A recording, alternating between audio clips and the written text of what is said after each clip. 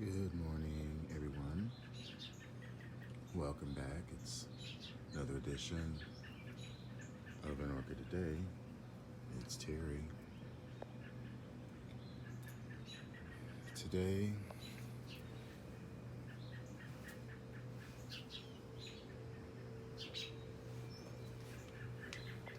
today this happened,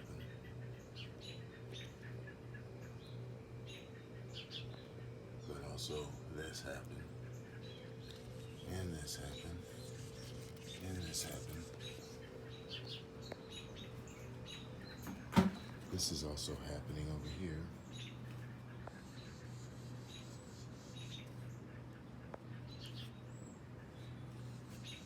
But today, I want to bring this inside.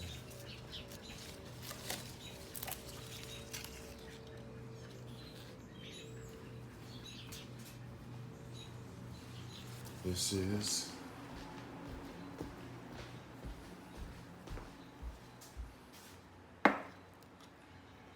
is my Epi Green Hornet. I have been trying to do some research on this plant.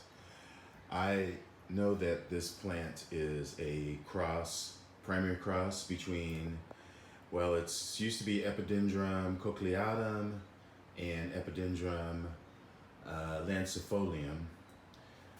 But in doing some research, it appears that lancifolium is a synonym of cochleatum, and both of these species have been reclassified as Anachelium, I believe, but for all intents and purposes, as far as I'm concerned, it's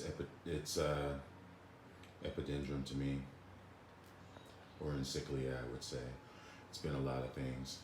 So I'm really torn about this plant. I know that this plant is a popular plant. It's very easy to grow. The reason I'm pulling it out of bringing it inside is because I am going to take it to the meeting this weekend in Chicago. We have the iOS meeting, Illinois Orchid Society, and it's got, is that a mealybug? Yes, it is. So yeah, I need to do some cleaning up on my plant to get it ready to be shown. Maybe these spikes will, well, yeah, that is showing some color in there, so that most likely will be blooming, and then there's another spike here. So I will be taking that along with this plant. But as far as this plant is the one for today, I am very torn, as I was saying, because I have much difficulty growing Encyclia cochleata. The plants that I have always had, I've had many plants, and either they're weak or maybe it's just my environment. Maybe it gets too cold in the wintertime, because these do come from South America, Honduras, Florida actually, but you know, as far as Belize down that way,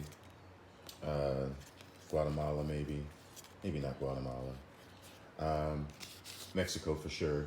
But so it does like the heat, and it gets year-round water.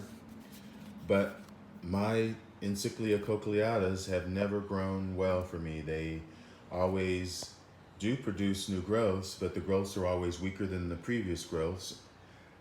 They do end up blooming off of those growths, but they're, like I said, they're miniature growths, and they don't show any sort of progression whatsoever.